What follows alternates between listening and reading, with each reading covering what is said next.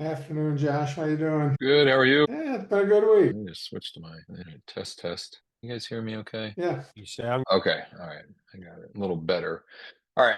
I have to take care of one thing real quick. While I do that, I'm going to talk through what I have planned for today. I have a couple of items, and then it's really just what you guys need or have questions or suggestions, etc. One is in a separate onboarding Zoom right now, onboarding some new folks that just joined from the webinar earlier. So he'll be over momentarily as well. I guess the first thing, while I'm knocking out, just got to get this email out real quick. While I'm knocking that out, I'm constantly, not constant, but I'm often thinking through what's too much and what's not enough. And I don't want to overwhelm people. And I don't, but I also want to make sure that everybody has everything they need to succeed at whatever level they want. And a concept that I've been thinking about, and this predates LeadDeck even, would be, I don't know, one, two, maybe as many as three times per week,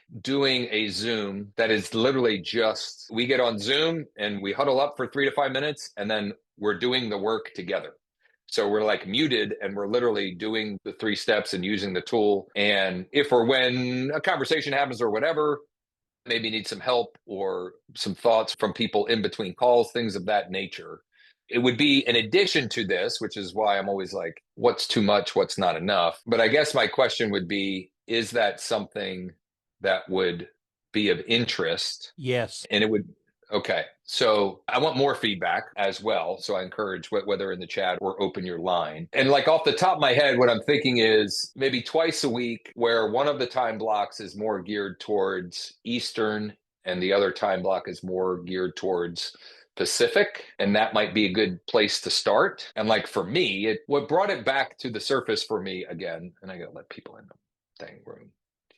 What brought it to surface or back to the surface for me is several people asking about accountability or something along those lines. And my immediate response is, it's just the way my brain works. Is like, if you really want something, like you shouldn't have to have someone else like holding something over you. And yet that is human psychology. And so for those of you that just jumped on, one thing I'm thinking about adding, and I quite honestly, I haven't talked to Sean about this, but he'd have no reason to object to this, would be once or twice a week, an open Zoom where we huddle quickly, little motivation, maybe a little takeaway, whatever. And then we just are all on Zoom together, but we're doing the work. We mute ourselves and we're doing the work of using the tool and following the 3 steps to create more conversation opportunities. I like that. So we've got at least two who seem to like the idea. Josh, can I give I you some can't see. Of input course here? we like that, Josh. Let me give you an Janita, idea here, Josh. appreciate it. Yeah, go ahead, Campbell. What would work well is taking each time you do this and pursue one specific strategy. Because the way we get good at it is by having enough at bats with that tool, with that workflow, that it becomes automatic. And we may not have to be here every time you do it, but that's a reinforcer where you would say, today we're going to do this workflow for this type of deal, and that's what I'm going to teach on for 3 to 5 minutes. Then we go work, then we review when we're done. That's the type of stuff that I think would help a lot of people to get the most out of your tool, to understand what they're doing, and then discuss where we're hitting roadblocks and get ideas from other people of how to overcome an injection or to create another opportunity. That makes sense. Yep. Like each day, it could be a different niche or whatever, but just finding, and also that'll be user led to a certain degree, meaning based upon questions and feedback. For example, next up on my list is an email that came from one of our founders club members yesterday. And I said, hey, I could answer that. I could answer that now, or let's dig into it tomorrow. Go ahead, Doreen. Hi, I came in late, but I think I know what you're talking about. But what I did before you even had the LeadDeck in the format that it is in now was listen to you during your 8:30 Facebook calls. And that motivated me and instilled in me the conversations. And I just did that for maybe 15, 20 minutes every morning while you were doing it live. And it really just, propelled me. So I don't know if that is what you're talking about, but as far as setting up separate time, if anyone wants to do that now and you're still doing your 8:30 in the morning calls, they can just hop on your Facebook. That's a great point. And yes, Doreen is talking about the morning live streams that they've been more inconsistent over the holidays here. But For all of us. yeah, yeah. And okay, it seems like it is something that would be well received. I'll figure out a schedule and a plan for that. It would not interrupt or interfere this session. For me, this session is more updates, enhancements. This isn't working. I have this idea and some just like strategy. I'm talking about the main goal of that session is doing the work. And it's something that's been in my brain in part because I've known a guy by the name of Carl White for years and years, and he is like the mortgage coach. And I guess there are several, but he is one of the guys. And they're part of their coaching is they do it. I think they do it 4 days a week, and I think they do 2 time zones, but they call it call stars. And it's literally you just get on there and you start with a little either what's working or here's a script to use today or whatever, and then it's just everybody on here doing work, making the outbound or doing the outreach. So there's definitely something to that. It won't affect this 1 o'clock Tuesdays. It'd be in addition to that, and it would be obviously 100% voluntary, just for those that would want it. Sean, hello. I didn't even talk to you about that. I can't believe you brought up Carl White. Oh, why not? Why? Carl, I was actually thinking about it. I was actually thinking about him this morning. Yeah. He got Trey and I into internet marketing probably 12 years ago. Yeah. Carl White. He's the best. He's a Kentucky. He's whatever hillbilly, wherever he's from. Yeah. All right. So more to come on that. We'll keep everybody posted on that. And Sean, are you a co-host? If not, nope, cancel. I'm going to share my screen, and I don't want to not let people in if they're trying to get laid in. But I am a co-host. Okay, cool. So if you can just keep an eye on people trying to get in. All right, Susan, what to do now? Hi, Josh. So an investor that I'd sent a letter to called me with his info. All right, hold on. So there's a lot to unpack here. First off, what letter? What are we talking about? Well, okay. I was going to say, Susan's not shocked. I saw her. Yeah, I saw her. Yeah. She smacked my hand for not recording earlier. Yeah, I did. I took all my lists. I had a couple, I think 2 or 3 different zip codes. And I sent a letter out because we have that rental cap coming up. So I sent letters out to all these investors with an info sheet on the rental caps. And that's what the letter was about, and the fact that I could find them off market properties. Okay, perfect. I just wanted some context for that. Yeah. No upper limit at the area he is wanting to buy rentals in is high priced, meaning you're saying his buy box, he didn't really give you I'll buy. He'll buy $1 million and over. Okay. I didn't see where I could target sellers within a more specific geographic area besides a zip. I actually have someone that I spoke with last summer that was going to sell in that area, for sale by owner in April. I sent the seller a text noting that he could probably lease back for whenever long he needed. And he has responded back to me last night, and I'm working on hooking him up. Okay. So right now, we don't have any way to address more specific geographic area besides a zip. I asked Sean about that. So my thought on that is that could be a problem or opportunity, or an obstacle or opportunity. In my opinion, and this may be me taking a perceived limitation and trying to spin it, but I would guess that you would be happy to take other business in that zip code if it didn't perfectly fit the exact geographic area that he's looking for. So let's find other ways to target that zip code, knowing that only a portion of that will fit that. And the ones that don't that you have a natural transition to what is my next topic, which is trying to pivot from selling it off market to listing it on the open market. All right. Okay. That same investor has 2 lots in that area that he wants to sell in the next 60 days for $750 each. He said he'd love for me to bring him a buyer that wants obviously to build new, most likely a custom builder that wants to build a spec, would be interested. Real question is, I can't do any marketing without having the actual listing. So is there another avenue I could use? So I'm going to stop right there. Why can't you? Because if we market anything, we have to have it on the MLS within 2 days. According to whom or what? Our board. Anybody else out there agree with that? So then define marketing. Putting anything out in public, like I wouldn't be able to put these lots on Facebook or Instagram or any of those places and say, hey, I have these. Any public marketing, any social media, we cannot do, because then it has to be It has to be put in within 2 days. Yeah, we had the same thing in Northern Arizona, part of Clear Cooperation. That's the way they went was if you're a realtor, you can't market a home unless it's in the MLS or within 48 hours. So some Right. boards do that. Same here in Florida. Okay, so you're 48 telling hours. me, you say, this is an off-market seller that wants to sell the house. You're telling me I don't understand how that's marketing. You're not saying you have the listing. You're not saying, and maybe we're splitting hairs here, because I would guess that Wright's Clear Cooperation says that also. And also, like, I'm not listing it. I can't help a for sale by owner sell their property? No. You could that bring I the disagree. buyer. Josh, Go ahead, Dorian. so I'm in the Palm Beach County area of Florida, and I understand what they're talking about. I have the same thing with our MLS, but I have done off market for years because with multiple units, a lot of times the owners do not want it on the MLS because of tenants. So what I've done, you have to get creative. Go and have lunch with 5 of your best title companies in the area and present it to them because they know who's buying these properties. Just think outside the box. You're not marketing it on social. I don't market on social media. I actually do more like face-to-face or telephone. And I've always gotten it done. And I present it to my office first. Or if anyone's with EXP, we have Zenlist, which is exclusive to EX, and it's our exclusive listings. They're not necessarily the listings that have to be written up as a listing. It's just you can put off market listings on that as well.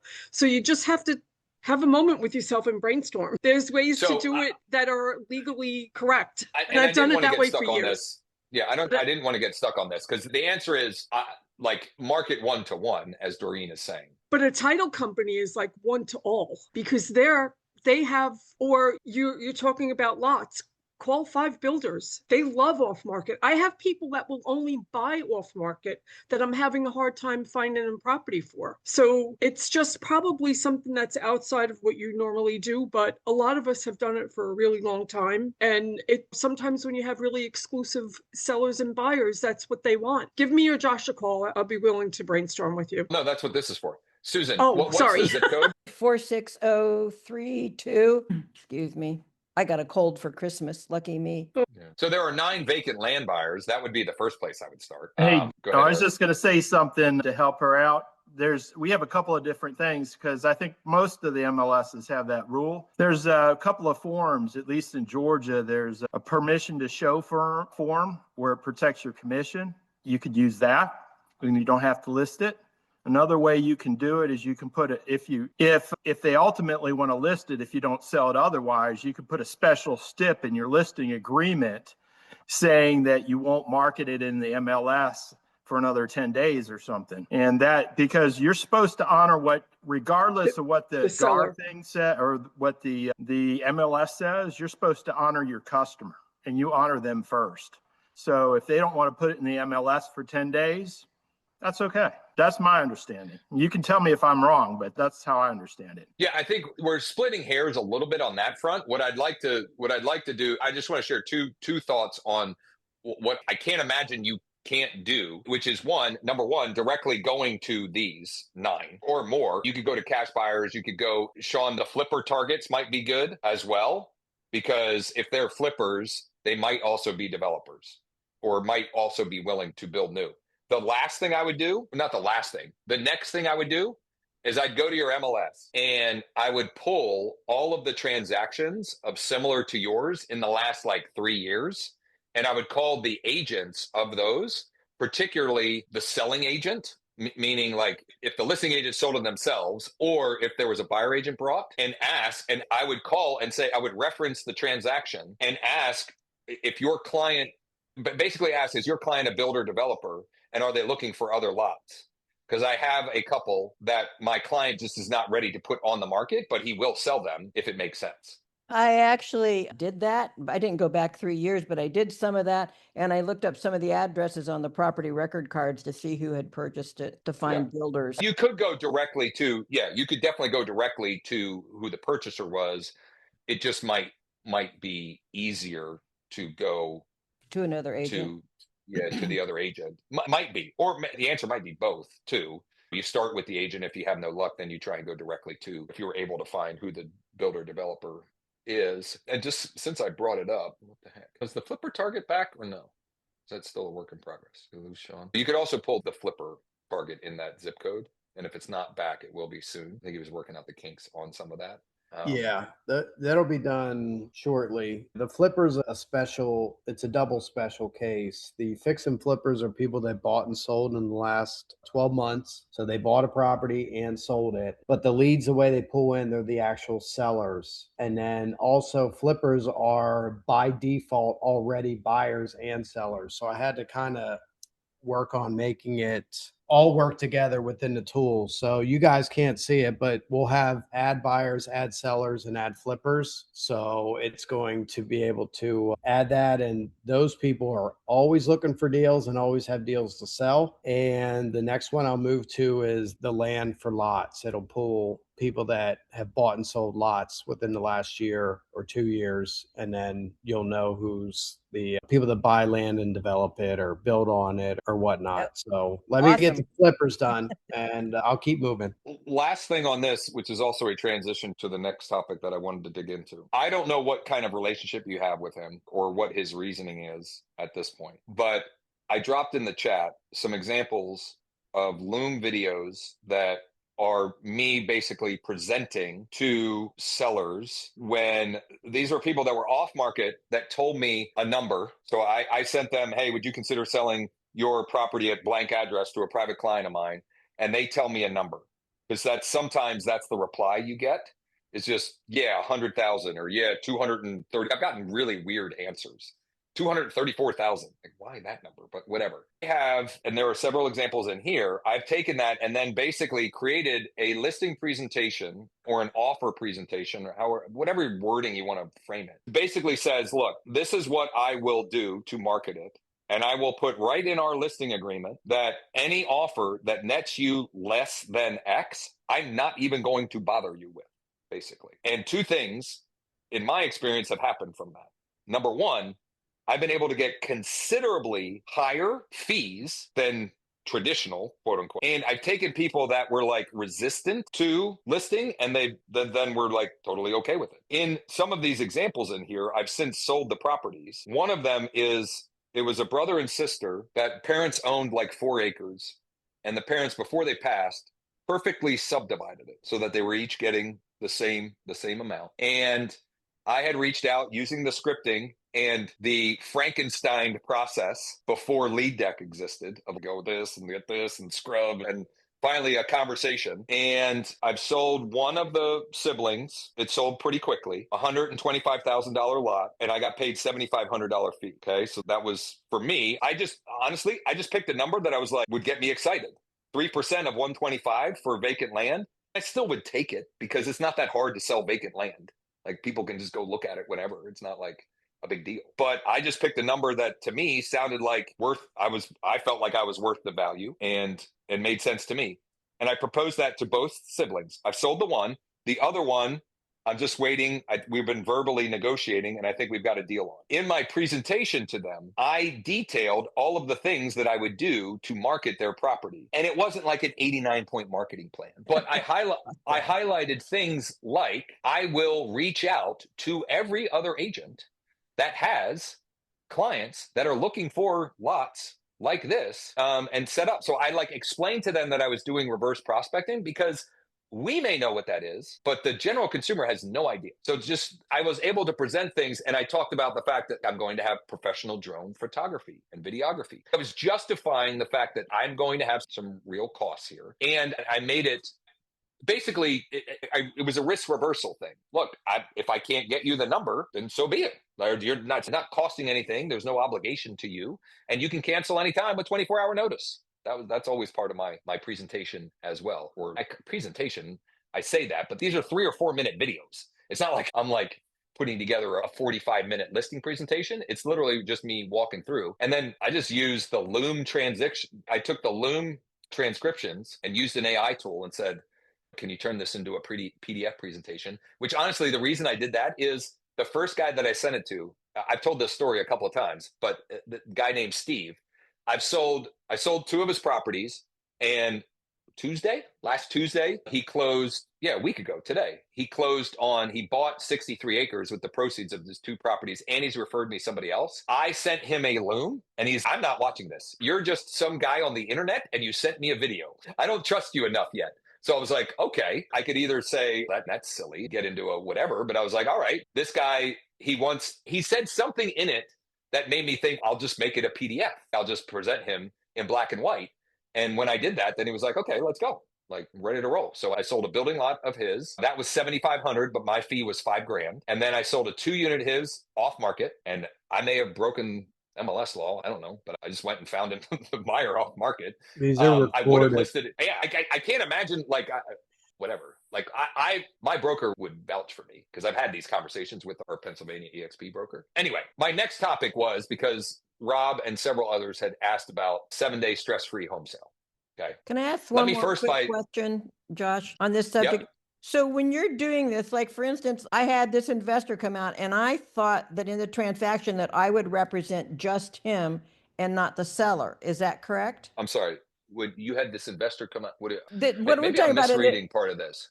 Yeah, in this deal, the investor that contacted me, and I'm working on putting on together with this seller. The seller is actually from last summer that I talked to, but Okay. he would be like a for sale by owner. He wasn't at that Okay, time. so but he was- just so I'm understanding this, the investor mentioned in paragraph 1 is the same investor as paragraph 2.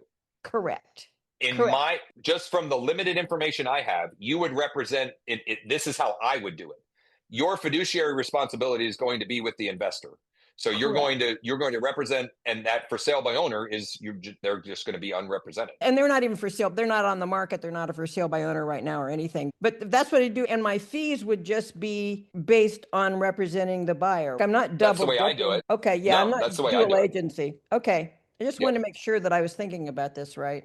Yep. And I'm not saying that's the right answer, but that's the way, from this context, that's the way I would handle. I would treat the investor like you have a fiduciary responsibility to them, because that's the person. Not only have you established rapport and relationship, but he also has other transactions, right? So you don't want to have anywhere, okay, in this one, I'm not going to represent you, but in these, I'm going to.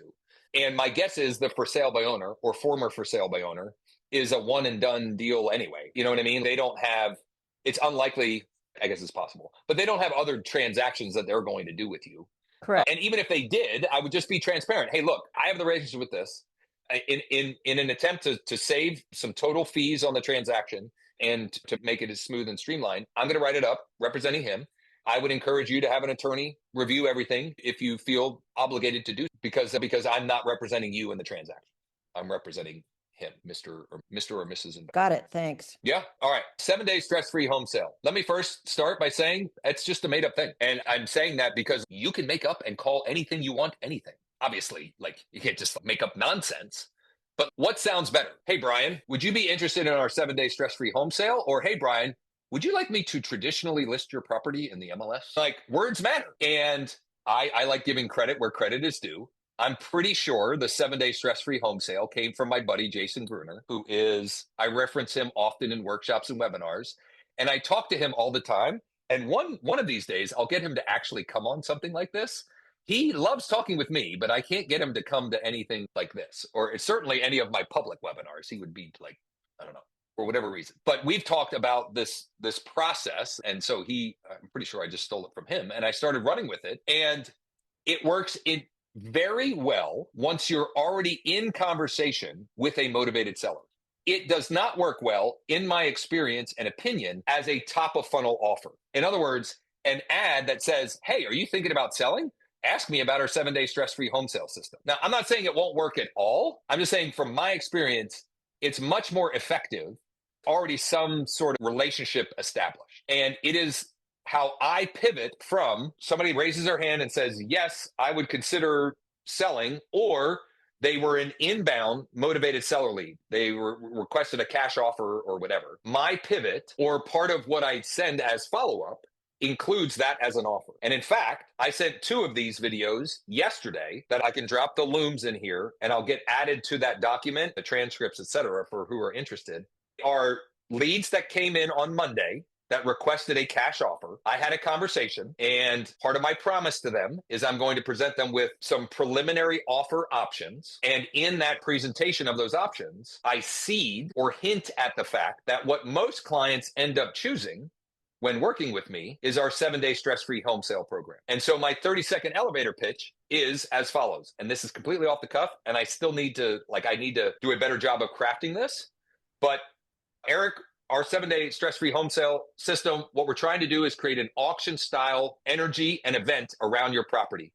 We design everything around a weekend that we're going to make the home available for sale. And the 7 to 10 days leading up to that weekend, we are going to create pent-up demand and a waiting list of buyers of all shapes, sizes, and types who are chomping at the bit to come see your home in the window that we make available. And in some cases, it might be a Friday, Saturday, Sunday. If you're still living there, we can adjust accordingly. We did one recently where it was Friday from 12 to 7 and Saturday, or maybe it was Friday from 3 to 9 and Saturday 12 to 7 or whatever. We're going to drive all interested parties during that window. It will create an energy and an excitement and a fear of loss. We will collect and negotiate offers Sunday into Monday, sometimes into Tuesday, and we will bring you the highest and best offers, and you're under no obligation to accept any of them. In fact, we put in our agreement and in our public marketing that the seller reserves the right to accept, reject, or negotiate any and all offers. So you're under no obligation. If we can't bring you an offer that you're excited about proceeding with, that nets you a number that makes sense, so be it. I got a little bit off my elevator pitch there because I went into an example. I got into too many details, but that's how I generally speaking pitch it. Part of why I wanted to share that here, and I'm working on these resources, is I need to get it more systematized and more of an SOP for myself. And also, I am happy to share that with any others. This is the evolution of something that I started using several years ago, and I had a platform that we could take offers and so forth with, and that sounds great, and technology is awesome in that case. I found in my market, which I'm in the Northeast, I'm in Central PA, that it created more hassle than anything for me, even though part of the benefit is it saves buyer agents a bunch of time and energy from having to put together all of the documentation. I just found that most buyer agents, just the buyers themselves understood it, and the buyer's agents just couldn't get out of their own way. So I don't even use that anymore. They present an offer and I just negotiate highest and best, and that's the way I proceed. Now, I will outline very specifically all of the things that I will do and how we get them the best net end result. So for example, Sunday, my neighbor, who I've known for years, texts me and says, "Hey, we're ready to sell our rental townhouse." They have a townhouse they bought 3 or 4 years ago as a rental property. And he was like, "It's just time. The tenant's moving out.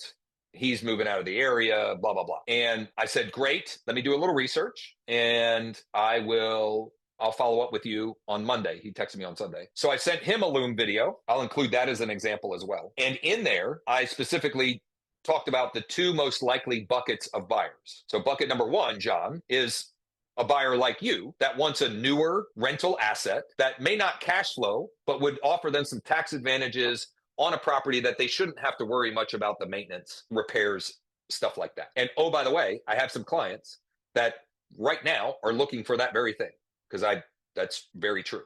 And in fact, I was pushing them towards another property, and he's open to selling it off market. So I'm having them look at it before we get it on the market. That was one bucket. The other bucket is it's in an area and it's a property type that would be very likely for military relocation because it's in Mechanicsburg, and so that was part of my presentation to him. So it's detailing that I have a proven process. Here's what it looks like. And then crafting or catering it, crafting it towards that specific scenario. It's this type of property. So this is how we're going to take my system and customize it based upon your property and the ideal buyer type, et cetera. And I've done it for long enough now that I have a big stack of case studies, which are literally just MLS printouts where I have circled, this was the starting price, this was the final sale price, and this is how many days on market it was. And that's a rough explanation of what the 7-day stress-free home sale is. Do you start? Mine is called, ideally, yes. Okay. Ideally, yes. But listen, the situation dictates what it ends up being. So I make a recommendation to the seller and I tell them ultimately it's your property. You have to be comfortable with it. So this is my recommendation. However, whatever price we decide on, I'm going to do everything humanly possible to get us the best desired end result. If they choose a number that I think is crazy, I will very proactively say, just so you know, choosing this number means it will not as likely happen as I've outlined for you. Because part of what makes this work is we have to have X number of showings in that initial weekend in order to generate enough interest and offers to have this outline as planned. And the price you're choosing, Mr. or Mrs. Seller, means it's going to be significantly more difficult to get that number of showings in the initial weekend to make this happen as I'm outlining for you. What I can tell with certainty is whether or not it like fits in my 7-day stress-free home sale program, like in the perfect scenario. It has helped me have more conversations and convert more of those conversations into listings that otherwise would not likely have happened, because I'm creating one of zero scenario. I'm talking about something that no one else is talking about. No, I'm just using made up words. You can call it whatever you want. My buddy in Ohio, he was like my first mentor in the business. He's the reason I got licensed. And just for some context, I paid him $6,000 before I had a license to license his marketing program, and then paid him $1,000 a month once I had my license for marketing materials and so forth that I could put my name on in my marketing. And it was worth every penny, if I'm being honest. Anyway, he is doing something like this in his market. He's calling it the 5-day, I don't know, he's calling it 5 days something or other, but similar. Pick whatever makes sense. It could be 11 days. It could be 14 days. I just think 7-day stress-free home sale. I'll get your home sold in a week or less. And then I have a bunch of evidence of 7 days on market and less. Like I have some that were 3, some that were 4, some that were 5. Josh, can I ask a couple questions here? Please. What is your balance in your market like? What are normal days on market? I honestly don't know. Done. Are most I homes can try selling and pull it quickly, or are up. they taking longer? Tell you with certainty, our inventory is way up. Yeah. It's up, I think at last check, 34% year over year, something like that. Actually, here, I'll pull it up. And while you're pulling that weekend that you're doing, you're basically doing 1 or 2 or 3 open houses that are an extended time frame. Well, correct? No, I'm not. And here's why. It's not that I never have. It's that I can't do open houses on the weekends. Now, I have a buyer agent that will, and I stopped doing them early last year because I did one in January, literally like a year ago at this time. And almost the same exact scenario as what I just outlined. It was someone in my sphere of influence who I sold them a house. They kept their townhouse that they were living in for a couple of years as a rental. And then they reached out and said, we're ready to sell it. So I said, oh, great. We're going to use our 7-day stress-free home sale. Here's how it should happen in a perfect world. We're going to have it pre-marketing coming soon. We're going to build up pent-up demand, blah, blah, blah. We're going to make it live for a weekend. We did an open house. And so it was listed at $375. We sold it for $410. We set a neighborhood record. It was a cash transaction. Investor, like I literally couldn't believe that they paid that. And we had 7 or 8 off. We did 1 or 2 days of open houses, and she had a fair amount of activity. Like it was worth her while. I did 2 or 3 of them after that in the spring, and it was freaking crickets. And I'm talking, I had 50 to 75 signs out. I marketed like crazy on social media, and it was freaking crickets. I was just like, I don't know. Right now in our market, open houses, it's not worth it. I feel like I'm wasting her time, and I'm wasting paying to get the signs out, et cetera. But I also know that in certain markets, it's silly not to do that. So I'm not necessarily doing open houses, but it is a fixed window of showing. I mentioned in my elevator pitch, which got derailed because I then got on a riff about a guy I sold recently his property, which, by the way, he was a hand raiser on the text message. Hey, Jerry, would you consider selling your property at street address to a private client of mine? And in that case, he's looking to buy a ranch home for his mom, because he really was. So that's where that one started. He didn't like the offer that Calvin, who's the guy that I was reaching out about, he didn't like that offer. And honestly, I didn't think he should take that offer. So I said, hey, look, give me a weekend. We'll use this process. He worked night shift, and so his schedule was wacky, and he didn't want to have, even though it's just him in the house, literally no kids, no pets, no whatever, in a little house. He was like, I only want to show it minimal amount of time. So it was like Friday 2 to 7 and Saturday 12 to 9, maybe something like that. So it's effectively like in showing time, those were the only windows that were available. And my reasoning in showing time, I put in there per the seller's request, because it was per his request. So just having that fixed window, at least in most cases, I've found to work. Now, I sold one I'm under contract on one in my neighborhood recently where we went live on the market December 12th or whatever weekend that was. And I was like, I'm fingers crossed here. And it made sense for them because like they're moving into a new construction. They're like downsizing into a new construction home. So the timing for them, they just don't want to have a second payment and they weren't ready to sell it sooner than that and whatever. So it was like, sometimes you got to try and make lemonade out of lemons, right? Now, our neighborhood's still pretty desirable. I did everything I would normally do. I wanted to list it at 550. They insisted on 575. Again, like it's ultimately their choice. We got one offer. Now, I was able to sneakily negotiate up a little bit by creating some doubt in their minds without, I would say, ethically, but in my client's best interest. I didn't lie or make anything up, but I used some negotiating tactics, let's say, to get them to improve their offer. And it ended up making sense. Like in the end, they were pretty happy about the net end result. But it doesn't always work out to plan. But if you do all the things that you would normally do in the process, worst case scenario, you should generate more business from, even if it doesn't work out perfectly and sells in that first weekend, right? You should be generating more buyer leads from it and have some way to identify who the other sellers in the neighborhood are if you want more business in the neighborhood. Any other questions about that? Or I'd love to open it up if anybody has any, whether it's tactical or anything that anybody needs help with or clarity around. Love to hear more about your 7-day stress-free program. Okay. Yeah, I would love to. Yeah.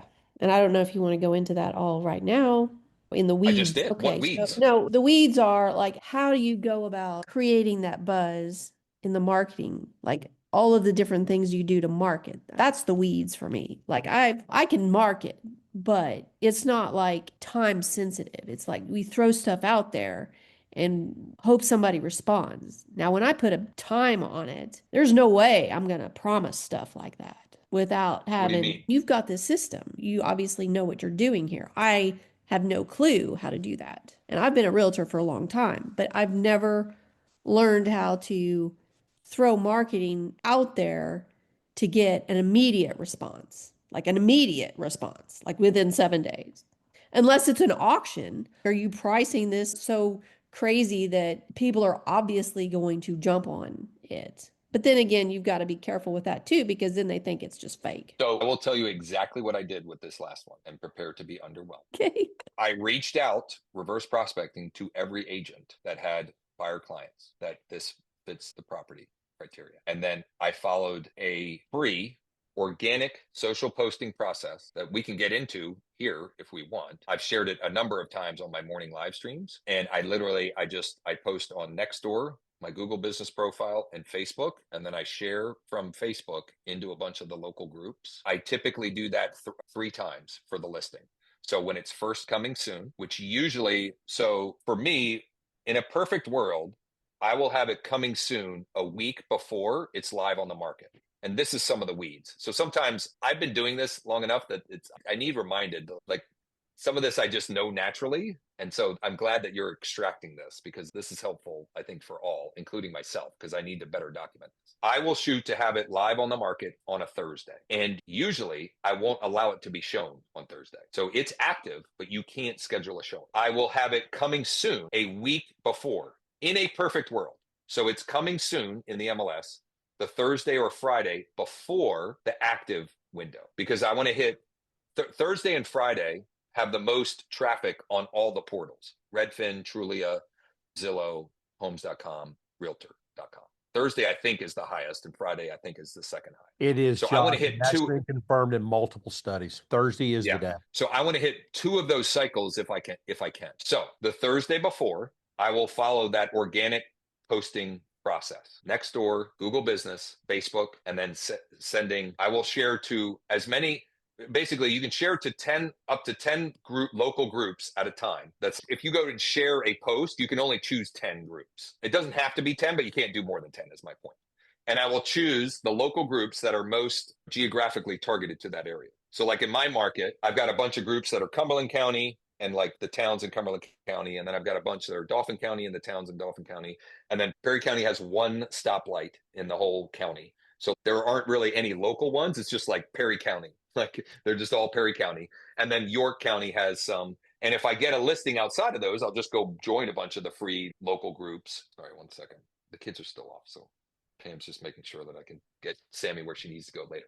So I'll do that. So that's one cycle. That's the Thursday before. Obviously, I'll get sign out on the property, things of that nature. Start to create the energy around it. Early the next week, I will post again. And what the process I've been doing now is that first coming soon post, I will use Google Earth Studio and create a free video. Should I just do this? Or let me talk through it. And then if you guys want to see me do some of this, I'd be happy to.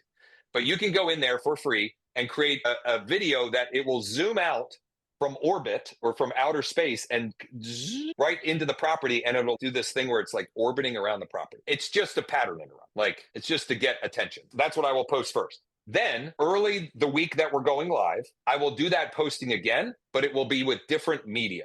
It might be a picture of me, not of me, a picture of the house with my coming soon sign in the picture. And that's it. Or it might be a collage or whatever.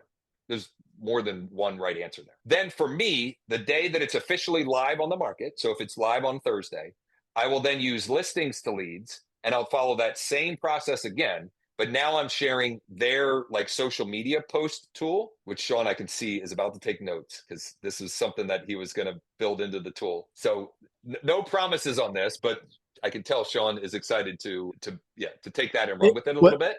Yeah, just real quick. What's funny about this is Stephanie's the one that made a comment. You talked about posting the socials, and she was like, made a comment, and that's why we put the social posting in there. And I let everybody know on the call today that it's version 1.0, and we're going to be working to build that out. So when you do have something, it makes your life really easy with AI to be able to market these things outside the app. And then once you generate leads out there, make it easy to add them back in so you can keep track of everything.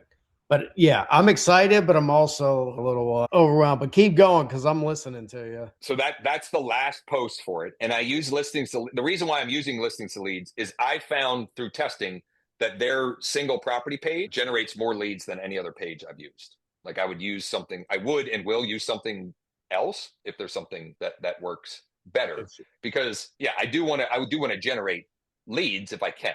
Okay. The reverse prospecting I will do sometime in that Tuesday to Thursday window of the week going live. I have gotten away from this, but I have also done Facebook ads and even Google pay-per-click for specific listings. But most of what I've done recently is just that. It literally doesn't cost me anything, but it's doing the work. And that has been enough to create enough buzz that I get enough it really is a math equation. If you have 10 showings for the opening weekend, it's a coin flip as to whether or not you're going to get an offer that the seller is going to be excited about.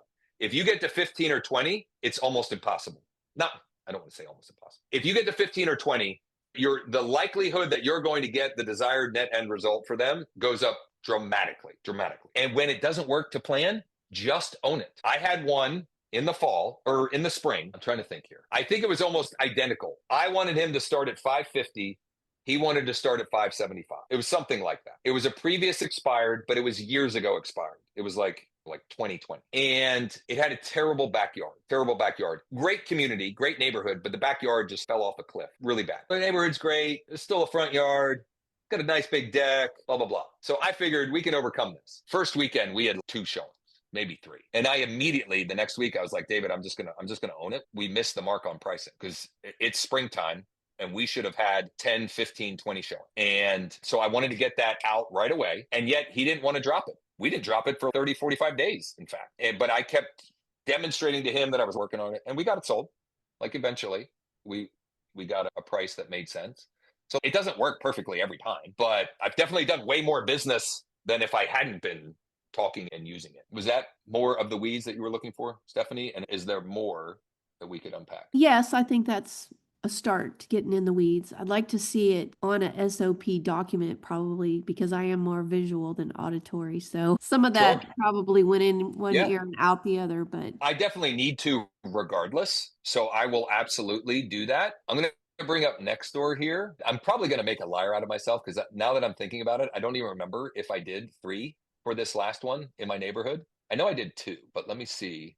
So let me ask you Because about I don't want you to feel like these posts are not like, okay, so this is when it went under contract. So that doesn't even count towards, this is when it was just listed. This was coming soon too, because I think I had posted, nope, I didn't. Apparently I didn't do the zoom in, or was this the zoom in? No, it wasn't. I So I just guess saw I one of didn't your do. Google Studio videos. There it is. Yeah, but that's not that property. I thought I did that one on this listing, but I guess I'd like to see how I you never did. create a video like that, zooming in from the world. I don't even Yeah. do that. So, but before you go there, Josh, I just want to make sure I'm following you. So this process that you're defining that you go through, you're doing this for the properties that you're using your 7-day strategy, Well, or is this I for do your it traditional listings? that I do it no matter what, but I do it no matter what, I guess is the short answer. So for example, if I'm listing land, it's not going to fit the 7-day stress-free home sale. So if I'm talking with a seller of vacant land, I'm not even going to bring that up. What I'm going to do different in that scenario is outline what I'm going to do to get it sold. Like I'm going to put in black and white, these are the things that I'm going to do to get it sold, and the risk reversal, 0 upfront investment, performance guarantee, because I told her if I don't hit the mark, if we don't get a net number, blah, blah, blah. So the marketing process that I outlined, the coming soon, the on market, the reverse prospecting, I do that on any of my listings. It's just a matter of what got us to the point that we're in the listing. And if it's a home, and especially if it's a home that came, if they were a hand raiser, meaning they responded to the built-in seller script in LeadDeck.ai, or they filled out a form requesting a cash offer, or if it's a Z buyer seller lead, and that's what they're asking for, that kind of, I might pivot from, these are what preliminary cash offers look like. Here's what most of my clients end up proceeding with, because they'll net more, and in many cases Gotcha. in the same amount of time, hassle, etc. So I just go to what is it? earth.google.com/studio. Then you have to log in with a Gmail, and you just start with a blank project, and I'll just call this, actually, I don't even want to start with this, I don't think. Let me see here. Yeah, I guess I do. So I'll somebody give me an address. I'll do it from my property. No, I don't want my property. It doesn't look as cool in my neighborhood because there's no Google Street View in my neighborhood. Sean, give me your address. 521 Elm Street. You guys can send Sean Christmas cards next year. You can send me an email. I won't read it. Everybody was busting on my 283 unread emails. And I'm like, so you got to get to this screen. So the project, giving the project a name doesn't really matter. Once I'm in this screen, I go File, New, and I like the fly to an orbit. So you go fly to an orbit, and then it'll ask, where do we want to fly to an orbit? Did you say street? Yeah. And then you hit the next arrow. How long do you want it? Oh no, I guess you can change that. I don't really ever edit that. And I want it to be 15 seconds or less, because it doesn't need to be long. I'll go 10 seconds, check. And then when you hit render, this is where you give it a name again, 521 Elm Street. And then submit, you will get an email at your Gmail once it's rendered. And it usually takes a minute or two. Now, I would describe this as like a marketing hack. Like that is not why these properties are selling, but it's an easy way to create a different looking piece of media than what traditionally people are getting in their feed, announcing a new listing or whatever. So if you can interrupt the pattern long enough for them to pay attention to it, then you increase the likelihood that something tangible comes from it. And I will say, most often than not, like I often have buyers on listings that the reason they went and looked at it, and this is on one hand, it's frustrating. On the other hand, like, it's the job we're doing for the sellers. But where buyers are like, I knew about the listing before my buyer agent did, because I saw your thing in this group, and I told, and I'll even get buyers that they'll call me during the coming soon and then I ask, and they're like, oh yeah, I'm working with, why don't you call them? Because I didn't know if they, whatever. Jay, I don't have a discount code for listings to leads. I don't think they do that, but I do. People can get a longer trial, I think, than if you go there publicly. Growwithjosh.com / L, pop it in here. The L, the number 2L. I think you can get a 21-day trial versus the 7 or 14 or something like that. But there's lots of cool things you can do with listings to leads. Honestly, for me, like the 80-20 of why I use it is it's the single property pages. They are most effective at growing my database. I'll share something else that I don't know, may be of interest or value to this conversation or not. Getting incrementally better with each piece of what you do in business is how you get exponential total results. Okay, that's whatever. That was a lot of words. What am I talking about? For years, my signs suck. And maybe they still do, but at least I feel more confident that these at least are more attention getting while not being whatever too, I don't even know what the word is. But my signs for years were just like, it was literally just checking a box. I've got a sign, but it was far from anything that I was proud of, let's say. And so I took and created this design inspired by Chris and Levi Jones, Guerrilla Realty Pipeline Pro Tools. And I am now using this sign. I have it's a hanging sign, and I get the sign holders on Amazon for their recommendation. And the system I've created, I call it a system, which I guess it is a system, is that I have these set up in such a way that I can reuse the text code and the QR code when I move this sign from the listing that it's currently at to the next listing that it goes to. I will say that I was really excited to get these out and see how the leads pour in. And though I think I'm getting more leads than I used to, I have yet to get the amount of increase I was hoping for. What I will say is I just started using them a few weeks ago, and it's not nice here in Central PA. So I am curious to if I see an increase in activity from them during the spring and summer when they're out on properties. I'm highlighting it for one of two reasons. Number one, if you want to mimic this, I can give you the Canva link. I have one that's, I think, specifically for sharing because I don't want my actual one to get jacked up. I think What service the are you using? exercise. What service are you using to do the text code and then change the property to a different address? Sure. So the text code is through Bold Trail. This is my own smart number through Bold Trail. Honestly, it doesn't really matter because I think you want to have something set up. But part of why I know this works is I remember a gal, I can't remember her name, but she's in Knoxville, Tennessee, and absolutely killing it with Craigslist ads. And I'm not talking like 20 years ago. I'm talking like a year or two ago, killing it with Craigslist ads, where all she would do is she would market properties on Craigslist, similar to what I shared on Nextdoor. And for all photos, up to the minute pricing and whatever else, she would have them text, and she had just had a made up code that they were texting her personal cell phone. And she just had her own, so like she knew if somebody texted this code, they were talking about this property. So I think having something that works better than that is good. And I have something that I already have set up, so I'm using that.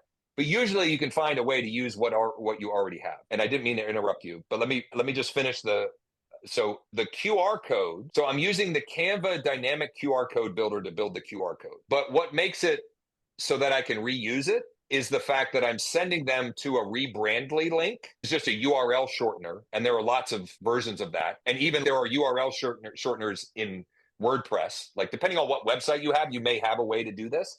But the way I set it up is this goes to joshvips.com/1123 so that I know when it's time to put this sign at a new house, I can go into Rebrandly and I can change the redirect link. And I'm pretty sure if I scan this, I think right now this goes to a listings to lead landing page. Yep. Why wouldn't you use your Bold Trail landing page versus listings to leads? They don't convert at all. I've literally sent hundreds and in some cases thousands, and nobody opts in. Okay, so what do you think is the difference? They have to opt in to see all the goodies, and the single property pages on Bold Trail give them all the goodies. It gives them the price and the photos and everything. But can't you have them opt in immediately on I don't Bold think it Trail? works on single property pages. Maybe it does. I don't know. I can just look. You can do whatever you want. Not just you, Stephanie. Any of you. I'm just telling you. I spent a lot of time and money driving a ton of traffic to the single property pages because I, like you, I'm like, I have this. Why don't I just use what I have? And it never generated any leads. I have had multiple properties, my listings with listings to leads this year without ad spend, generate 30 to 50 people opting in for my listing. So Okay, for so me, I'll take that exchange. Okay. Well, I'm just asking a question because I don't know. Yeah, no, I'm sorry. I get excited, and No, it's fine. I'm trying to get better at this. I don't want to sound like I'm yelling at you or anyone on here. I just I get don't feel excited like and it. passionate, and I don't like. So I'm not. I also know that what I just share what I do. I'm not suggesting that what I do or how I do things is the best answer. It's just my current answer in the way I'm operating right now. Okay, I've gotten to the point where I just want to ask questions and see what other people are doing because I've tried doing it my own way for so many years and I feel like I'm not doing it the best way. So that's what I'm hoping for when I ask these questions is to find a different way of doing things. I think so. Kudos to you for even being aware enough to think that way, because the meta lesson that I was trying to point out here is if you can, anyone, whether it's once a week or once a month, take a 10,000 foot view of this particular process that I have that I'm doing in my business that I've been doing it this way and see, is there anything I could do that would make this work better from the same amount of input? In other words, here's how I learned for me that this page converted more traffic into people in my database, because that's marketing. I didn't even know that I was using that. Hold on, maybe I have the wrong URL. Oh, it's because it's under contract. It won't show it because this one's under contract. It's not listed. But the reason why I figured out for myself that this worked better is I sent a bunch of traffic to the single property pages in KV Core. Nothing, just wasn't putting people in my database. It wasn't growing my database. And then when I switched it to this, I noticed immediately, wow, way more people actually are opting in. And so I took that same approach to, okay, my signs are crappy. I know it. It's just something that I'm checking off the list, but that's real estate for me. That's an asset for me that is currently under leveraged. Could I make it better? And these are definitely working better, but I thought they would work, but it's still an improvement.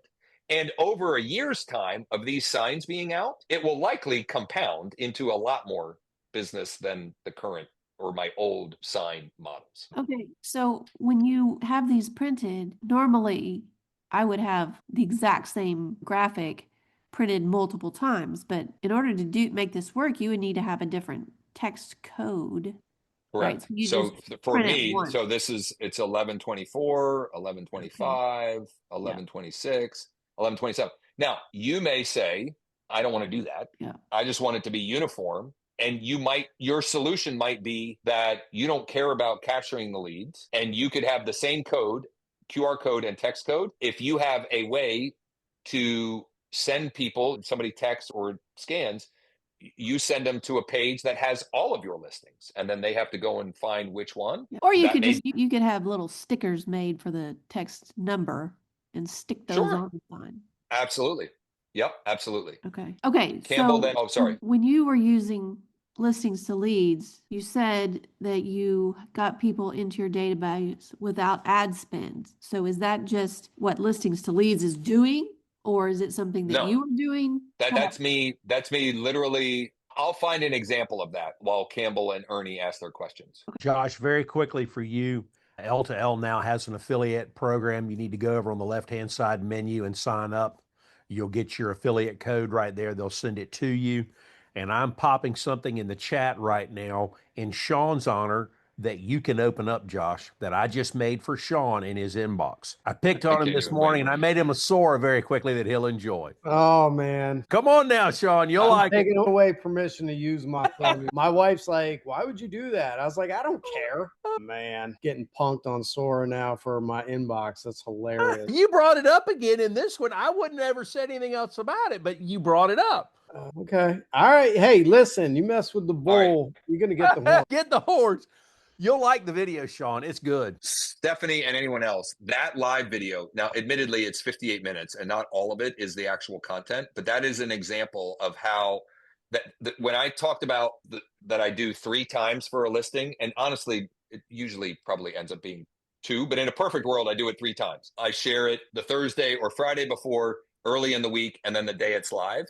That is the process. And that also answers your question, Stephanie. How are you generating leads for free?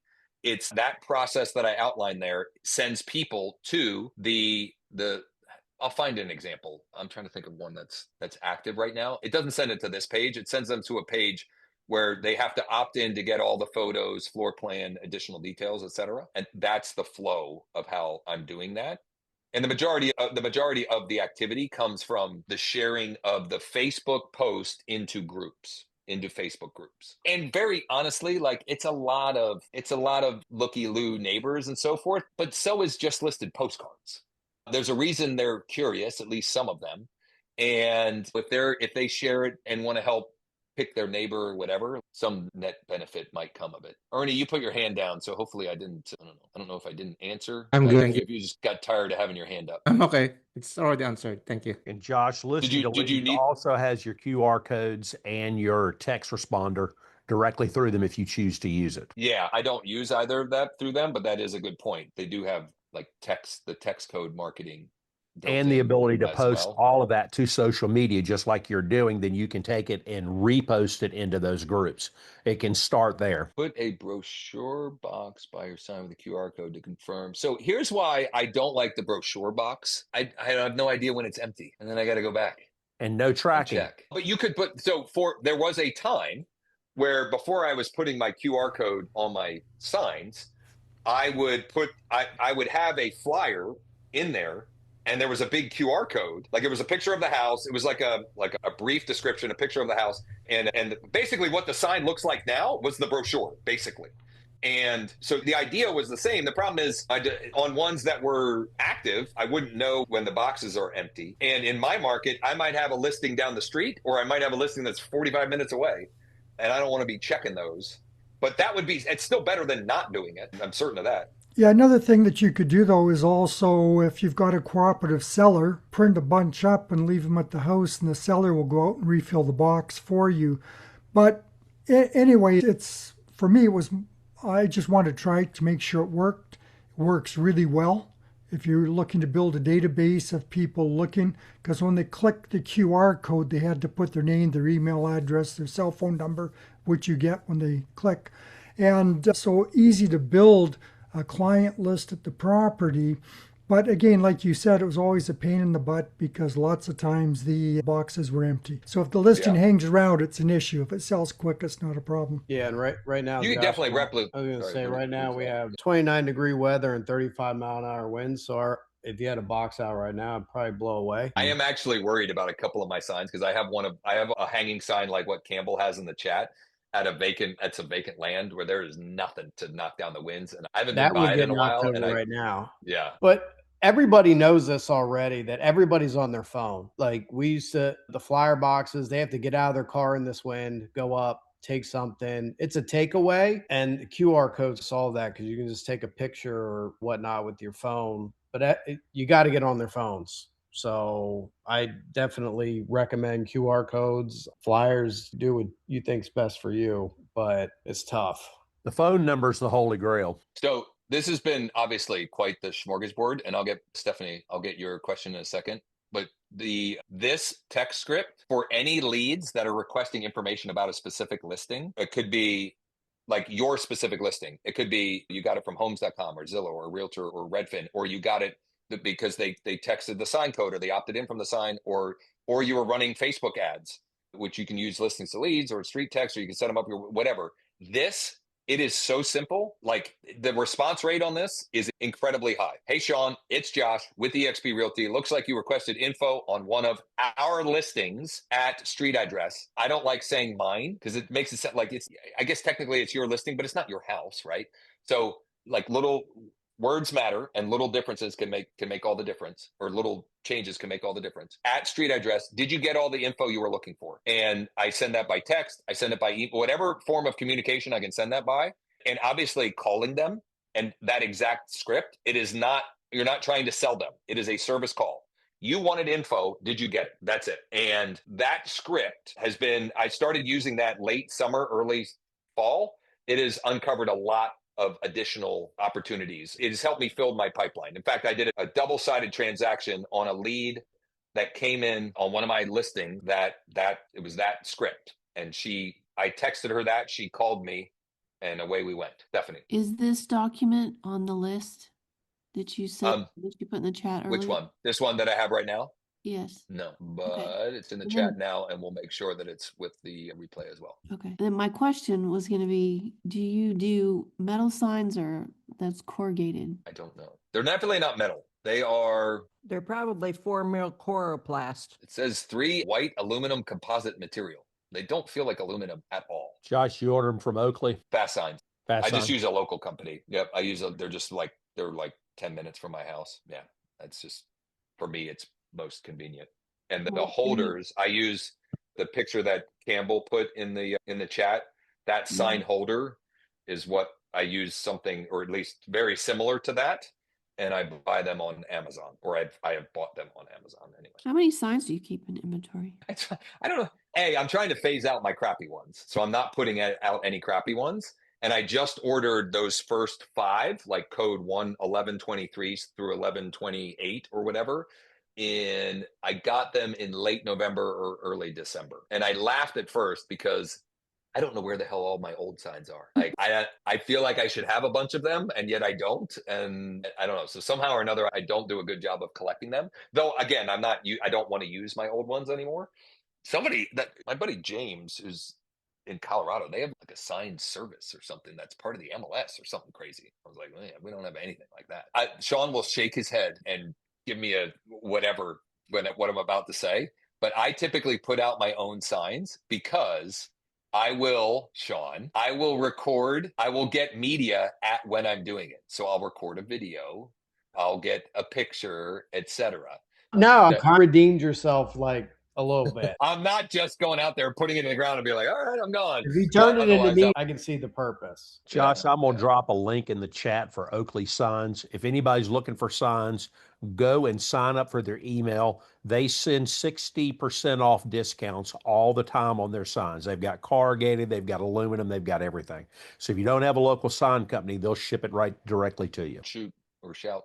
Yep. I think I've used them before for open house bandit signs, or one of those services. They have a lot of good reviews, and they took good care of us. They're really good on their artwork, making sure everything's approved before they do it. And just find them when they're doing a special, because like I said, they do specials. We get solicitations all the time for buying more signs from them. Yeah. Any other questions or things that we can tackle in the last few minutes here? And I'm still good, but I also want to let people get if they're interested. Hey Josh, when you buy that signpost on Amazon, what is actually sticking in the ground so that the sign will stand up? Like it looks like a plastic multi-piece sign. Is that correct? Yes. So it's got to stick on something that you stick in the ground to put that over, right? Usually there's a metal spike that goes in that has the square pieces, and you just hammer that in and the plastic goes right over it, the ones I bought. You'll want to go to Home Depot, get yourself a 4-pound hammer is what you want. You want the 4-pound sledge to make it easy. The one that I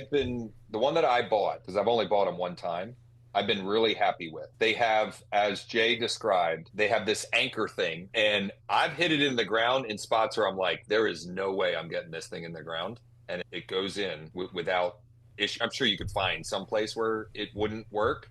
I'm looking on Amazon here. Good grief, we buy a lot of crap on Amazon. Here it is. I'll drop the one that I bought, which I've been really happy, and their anchors are both very sturdy, but also with, as Campbell mentioned, like you need a sledge, but it doesn't have to be like, you're not like a big like I have a handheld sledge. I don't know if it's a 4-pound, but it's something like that, and you just it's not like a small hammer. It's too easy to miss. Too easy to miss, and it'll not have enough leverage, maybe. Yeah. But that seems to do the trick. And I've been happy with this one. It's Forever Products, but I order it on Amazon, or I have ordered it on Amazon. What else for the good of the group? I'm actually sitting in my office. I have a standing desk, and I'm trying to figure out how I get so wound up on the webinars that I'm like in pain. And I don't know how Tony Robbins goes on for hours and hours at the energy level that he does, like 90-minute webinar standing in my office. And I'm like, I'm exhausted. If nobody else has anything, what we're going to do, the replay, there were several docs that I referenced in here. I'll make sure I get those in there. And what I'll do is I'll start a doc that I outline the SOP. I knew I had talked to chat about this. But it's too generic. So I'm going to build out an SOP that is as specific as possible to fill in the gaps or addresses the sort of the weeds of the implementation piece of that. And I'll have at least version 1.0 of that by next week's Mastermind at 1. And I'll keep everybody posted on I don't know, I don't want to call it accountability Zoom because nobody likes accountability. I'll have to come up with something Productivity. for those that productivity Zoom. I like that. Productivity, something like that. I have another quick Perfect. question. Oh, hopefully. Yeah, go ahead. Yeah. So I don't Your typically. question may be quick, but my answer usually is. I typically don't do vacant land. Okay. So I did one a couple of, I guess it's been about 3.5 years ago. Didn't sell. Okay.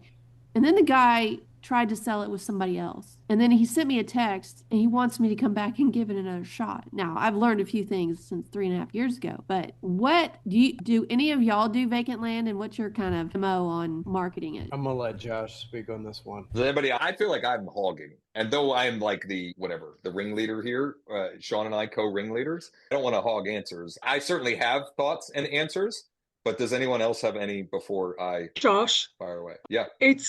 So I do vacant land and I own vacant land, but I think that you really have to research a parcel, because is it a lot? Or is it like I have 38 acres, that's AG5. I know what the zoning and usage is. I know what the future zoning and usage is. I know what's moving into the area. You really have to know a lot of the usage of vacant land, and that's who you will discover is your buyer, and then you have to market to your buyer. It's really specific, and I don't want to ever tell someone not to take a listing, but that's vacant land is, unless it's a parcel, in a town where parcels are, it's going to have one single home built on it, but if you're looking at vacant land is a huge segment of what we do, is what I'm trying to say. So you have to know the parcel, you have to, especially the usage, you have to know how to price it. You have to know how it can be financed. You have to know if there'll be owner financing. There's a large amount of information you need with vacant land. And like I said, I would never tell someone not to take it, but maybe if you don't feel confident, maybe you should, in your location, because all real estate's local, you maybe should reach out to somebody that is local that does vacant land and have maybe that kind of a discussion. I will sum that up in anybody ever asked me about land. Land's as good as what somebody can do with. Exactly. Like my parcel is in a booming section of St. Lucie County where agriculture is dead, and things like data centers and Amazon distribution centers, and I don't know what this is, but a Buc-ee's just went in and everybody seems very excited about it. So you need to know what's going on, and that goes into pricing and everything. So yes, I did look up what Buc-ee's was, and I am going to visit one day. There is a billboard in Pennsylvania on the turnpike. Yeah. It says next Buc-ee's 530 miles. And Keegan, my youngest, was like, 530 miles? I hear that it's like a city. Buc-ee's is from Southeast Texas, guys. I was going to the original one in 1985 and 6 when it was a convenience store. They're completely insane. That shows that would go in all my promotional information, because all these, it's good for solar. Minute Maid just sold 1,300 acres to a data center, which Larry Ellison just moved down here, and they're thinking it's Oracle. I go to the zoning board meetings by Zoom. I don't drive there. I'm an hour and a half away. Yes, it's my property, but I also sell vacant land in that area because I use my land to get other buyers for other people's land. So vacant land, if you like it, research it and do a lot of it. But if you're just going to do one here and there, and it's bigger than a one house residential parcel, there's a lot of work to put into it. I love vacant land. Personally purchased and sold and listed and sold a ton of vacant land. Yeah, this is my third one. Yeah, I think everything they said is spot on. You have to figure out what is the value add, what is the highest and best use, and you have to paint the picture as best you can. And future usage. The highest and best, which is right. Include, and AI can help way more with that than many years ago. In other words, you can just have you can spit in information and whether it's ChatGPT or Gemini or whatever, it might help with that. Calling your local, whether township, borough, county, whatever the appropriate one is in your market, to understand what are the acceptable uses, not acceptable uses, et cetera.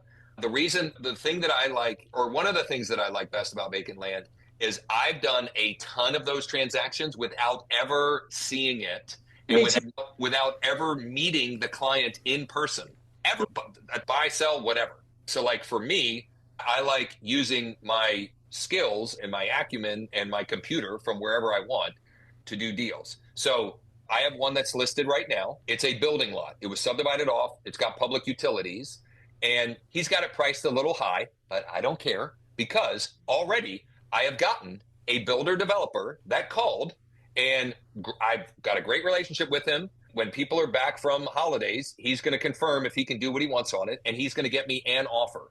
And also in that, I found his buy box when he called me last week.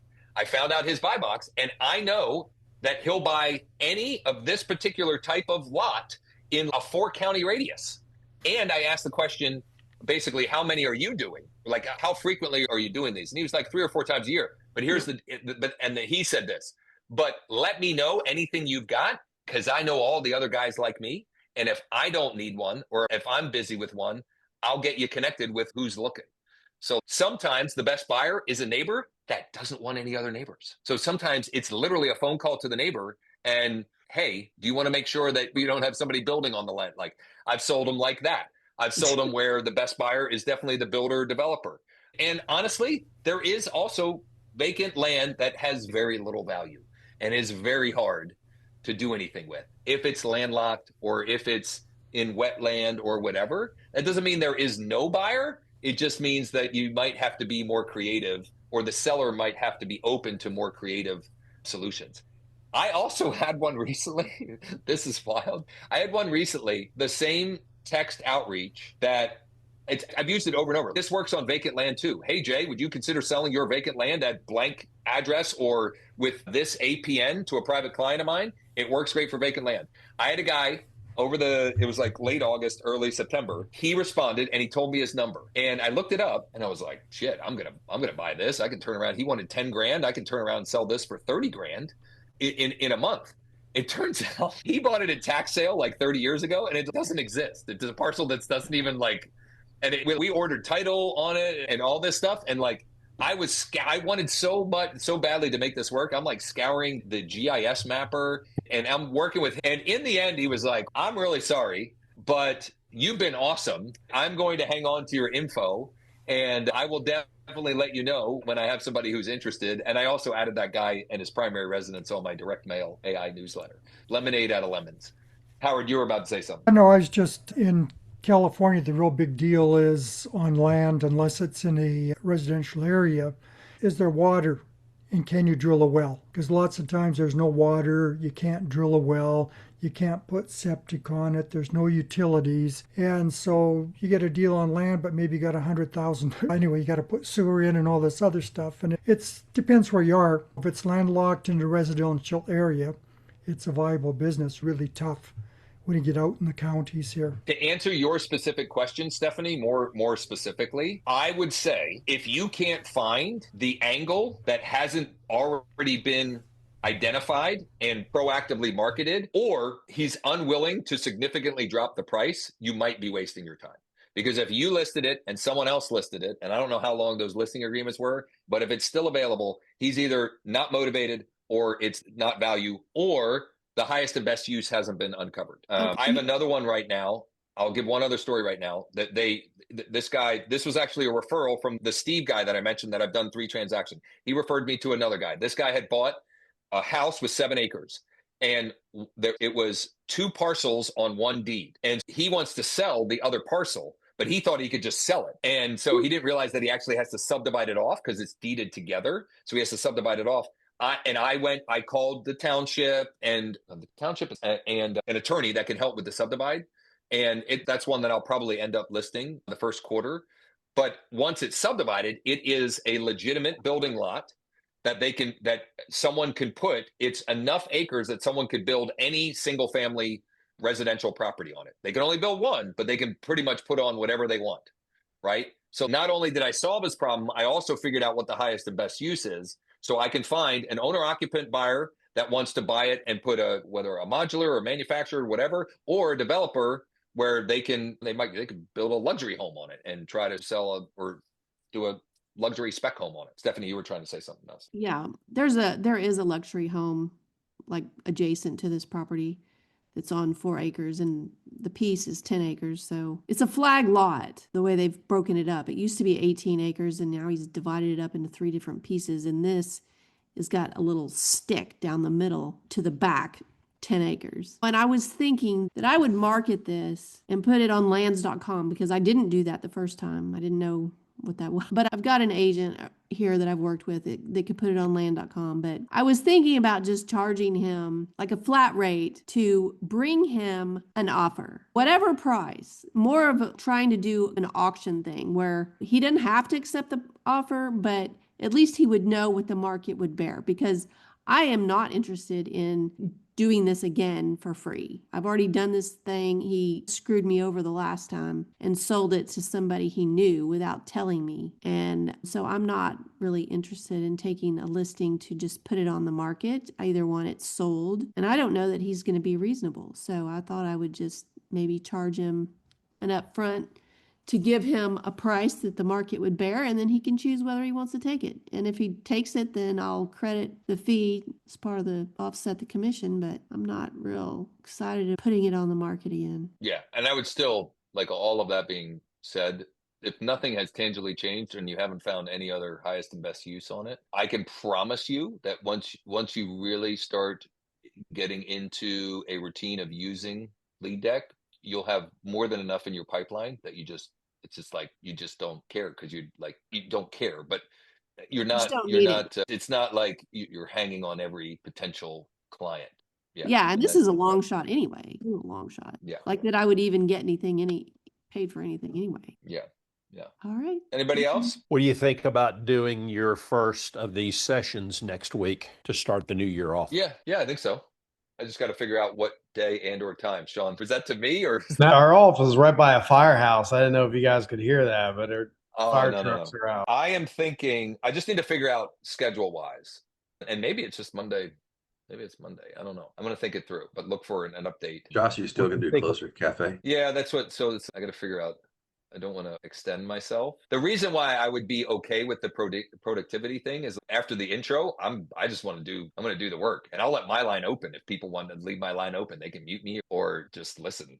Because I've been between what we've been working on here and getting this all together and just December, etc. I'm chomping at the bit to actually talk to more listing agents and more buyers and off-market sellers. I feel like I'm a little disconnected from that right now. So I guess my short answer to that is, one of the ways that I saw or see the Closes Cafe, the live stream, is it may be something where it's not every day of the week, or it's 20 to 30 minutes or less or something like that. I'll figure it out.